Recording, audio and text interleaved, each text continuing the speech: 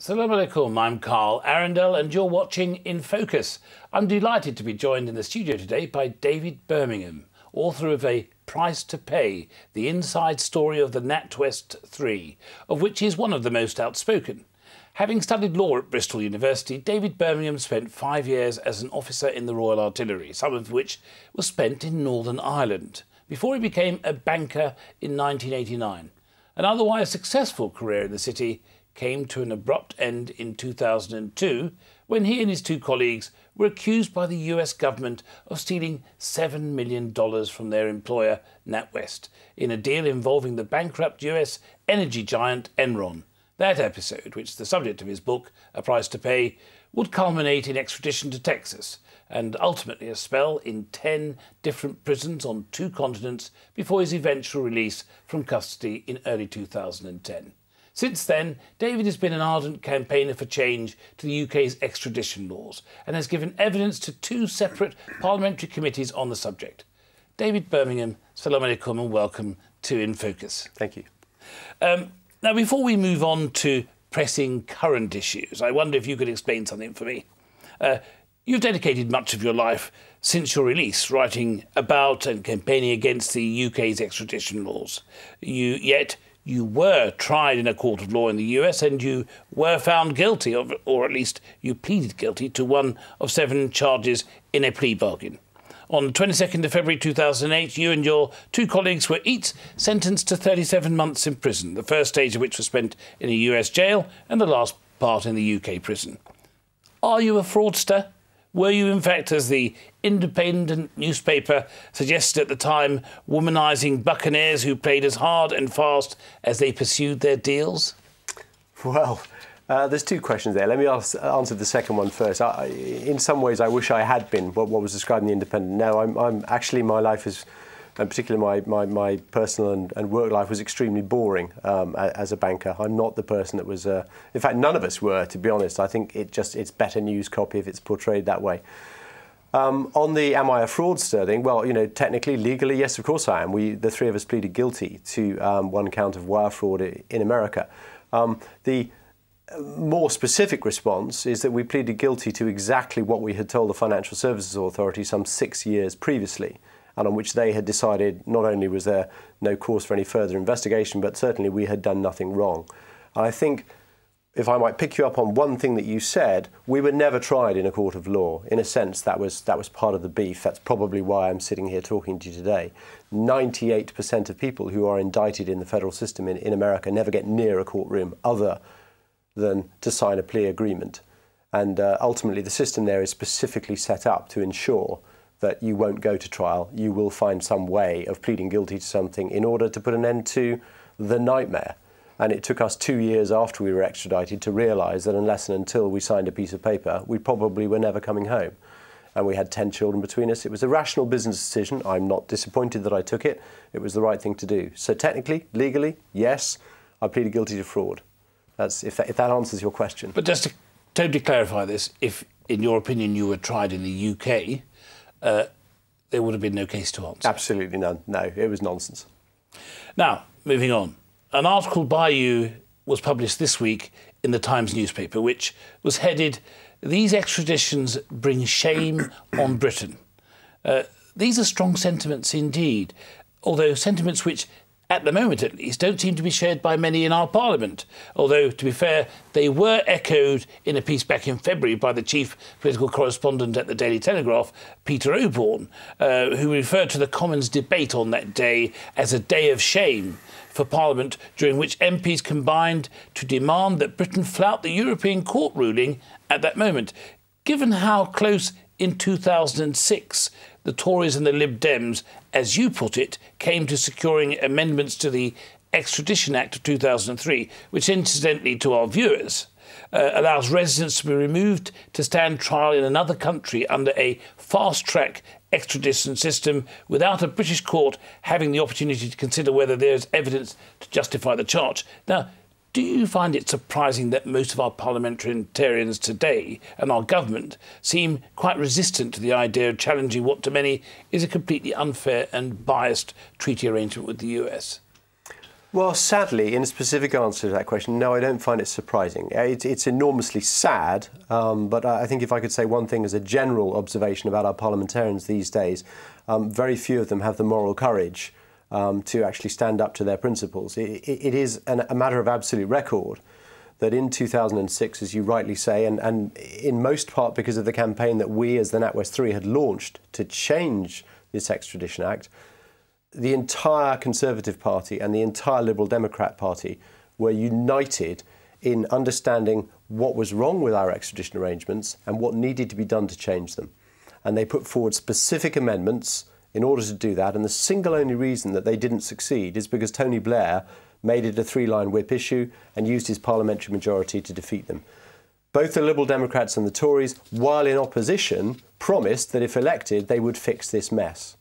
And unfortunately, since coming into power, they have now, almost to a man, rowed back on those promises. And we're now seeing, despite two parliamentary committees, the Joint Committee on Human Rights and the Home Affairs Select Committee, having conducted their own thorough, very, very public inquiries and having recommended wholeheartedly the changes to the law which were proposed back in 2006, we're now seeing very senior members of the Cabinet, from the Attorney General, Dominic Grieve, through the Home Secretary, Theresa May, to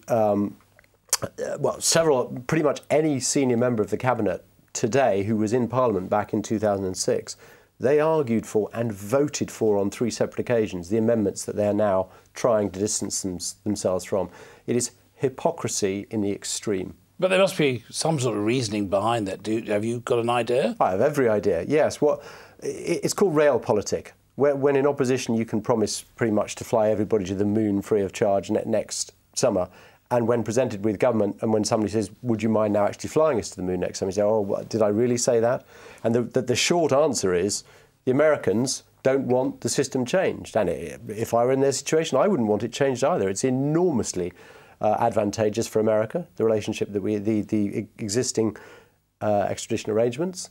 And the American government has very nakedly, the US ambassador has come to Parliament. He has sat down in front of the Home Affairs Select Committee, and he sat down in front of the Foreign Office and said, don't you dare change this. And behind the scenes, that they have been telling the UK that if they actually want to change this law, then they're going to have all their cooperation on terrorism and information sharing withdrawn. It's just extortion, frankly, is the best way I can describe it. And we are too weak, it seems, as a country and particularly as a government, to say, no, that's wrong. If it's good enough for the goose, it's good enough for the gander. If it's good enough for your citizens, it's damn well good enough for our citizens. We will not ship our citizens off to a foreign land, any foreign land, not just the US, without evidence and without a judge here being able to say, no, I think this case should be heard in this country. It's not a difficult proposition. Most right-minded people presented with that question would say yes, including, I might add, 85% of parliamentarians who were polled by Liberty on this issue in 2010. Now, sorry to go back to Peter. Peter Oborne went on to argue that, and I'm quoting him, over the last 15 years, the political elites of Britain and America have increasingly confined the right to a free trial to a minority of privileged citizens in their own countries. Foreigners, and even some of their own citizens, have been subject to an improvised method of executive justice. Their rights have been denied and suppressed. Is he right about the double standards being shown in respect of the fundamental issues of justice and fairness? Well, that's an interesting question. I mean, I think let me analyse two different jurisdictions. I don't think that's necessarily a fair comment on the justice system here in the UK. I think pretty much anybody who wants to go to trial, if there's a criminal trial here in the UK, can do. We've got a very good legal aid system. We've got very good representation. We've got a very good system of checks and balances. And by and large, I think we remain a model for the world. If you look at America, I think the criticism is far more valid, in as much as the statistics are that 98% of people never get to trial because the pressures on them are so great. And if you look, therefore, at those who do get there, it tends to be those, the Michael Jacksons of this world, who have unlimited supplies of money, who can afford to take on the £400 gorilla of the United States. the Justice Department, which has unlimited resources. An awful lot of this, particularly in America, is down to money. If you're an indigent defendant in America, your chances of having a fair shout in trial are slim to none. Now, you mentioned that you visited Babar Ahmed in jail. Babar Ahmed is one of those who the European Court this week has cleared for extradition to the United States. Now, you've said that whatever doubts may prevail about the guilt or innocence of either Babar Ahmed or Tahla Ahsan, there should be no doubt about the question of whether they should be tried here in the UK. I know that before your banking career you spent many years as an officer in the British Army in Northern Ireland, and you've got reasonably strong views against terrorism. Why are you so emphatic in your position on this issue? Well, because strangely enough, it's worth saying, you know, for some of your viewers who may not know this, that the case of Babar Ahmed has been going on since 2004. So way before I was extradited, and the time I and my two colleagues were fighting this law on principle, I was at meeting after meeting with Babar Ahmed's father, Ashfaq. And so I got to know him quite well. And I made a promise to him and to many other people that whatever happened to us when we were extradited, whatever happened, I would come back and fight this. And one of the reasons specific to Babar Ahmed's case and to that of Tahla Ahsan is because the fact pattern is so similar to the one on which, the principle on which we fought. These men are British citizens born and brought up here who are accused by a foreign government of carrying out a crime which, if it were committed at all, was demonstrably committed in this country. They've never been to America.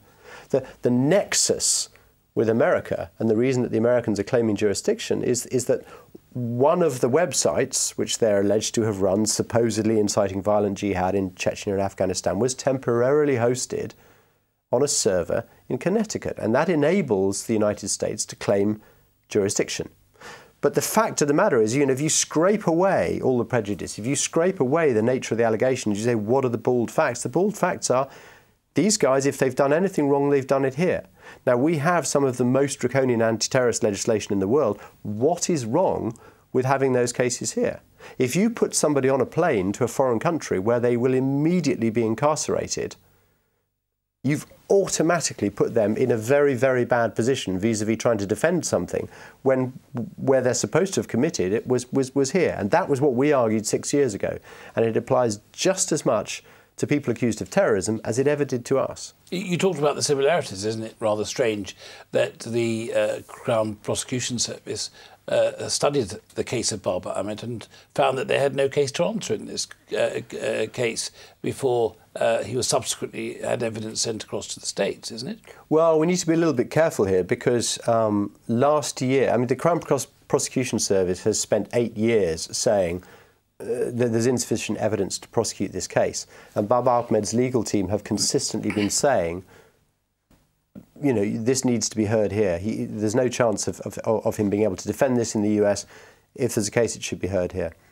Last year, it turned out that the Crown Prosecution Service admitted that they had not seen all of the evidence. And so their decision that there was insufficient evidence was based on having been shown only a fraction of what was taken from Babar Ahmed's home when he was arrested.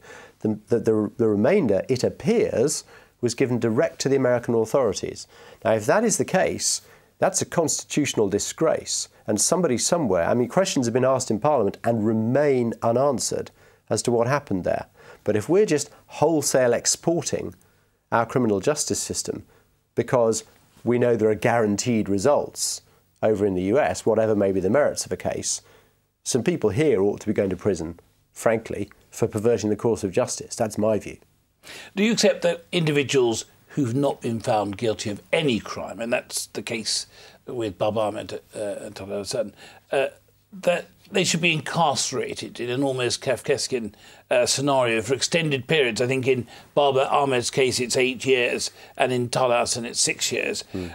In the apparent name of preventing terror activities, is there ever any justification in the UK to maintain that principle, probably best summed up by Donald Rumsfeld, the UK former Defence Secretary, when he referred to as the known unknowns? Is it sense for us to be keeping somebody behind bars when we have no access to evidence, or evidence is withheld?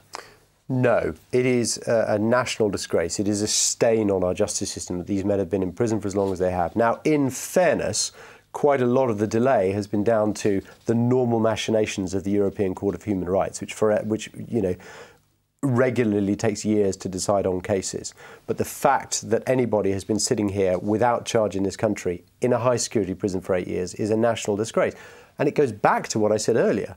If the Crown Prosecution Service had merely done what Ahmed's legal team asked of them 8 years ago, or at any time in the intervening period, justice delayed is justice denied. This case would have been heard. It would have been dealt with yonks ago. And whatever the outcome, whether they were guilty or innocent, we wouldn't be sitting here having this conversation today.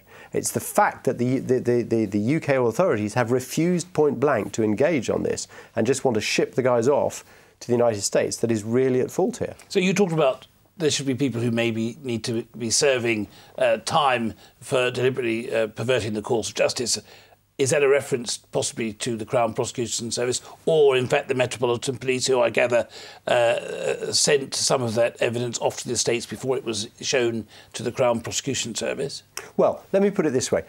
I don't know the details. I know only what I have heard, and I was sat in Parliament when Caroline Lucas MP asked this question. She's, I've spoken to Ahmed's legal team, and they say, yes, this appears to be what happened.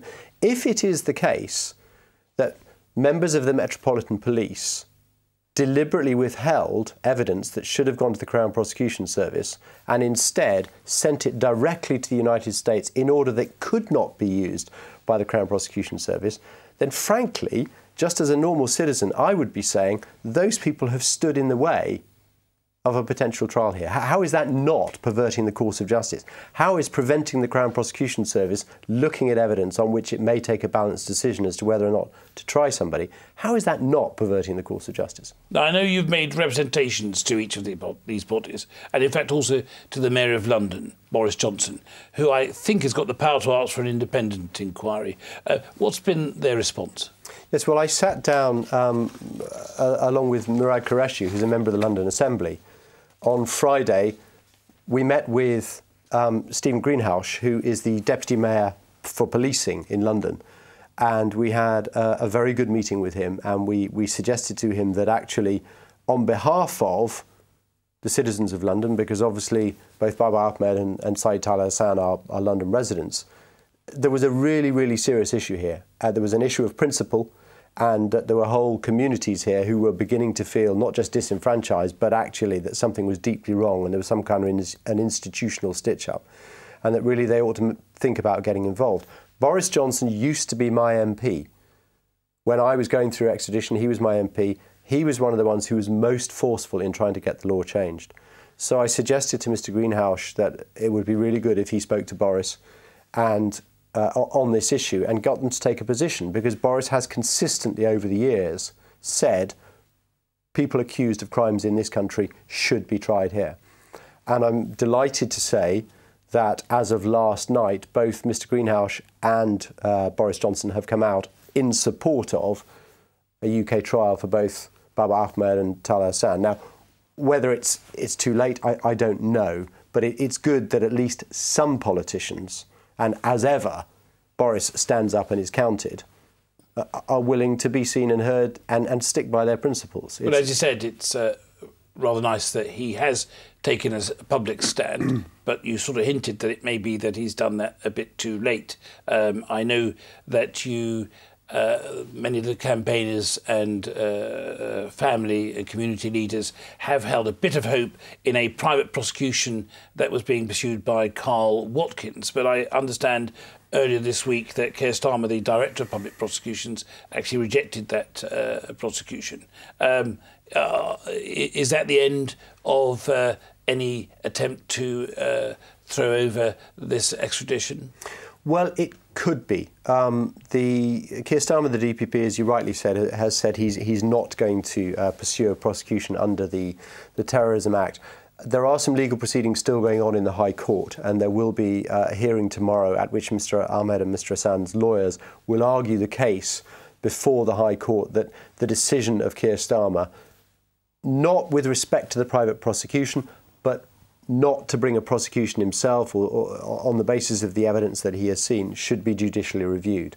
So there may be a last throw of the dice. It will doubtless be portrayed in all of the national media as just more waste of taxpayers' money. But I would say, on a personal level, I think we're now getting to the end, yes. And whatever the outcome, whether the five will end up on a plane to America and end up in that strange legal system which you've earlier described, are you in any way optimistic that the extradition laws may be subject to change in the future? Are you going to continue campaigning for that? I will always continue campaigning. You know, I'm not just a one-issue person. It's, even if Babar, Ahmed and Tahla get put on a plane, and I ought to say, for the benefit of your viewers, I hold no candle for the likes of Abu Hamza. His is a very different case.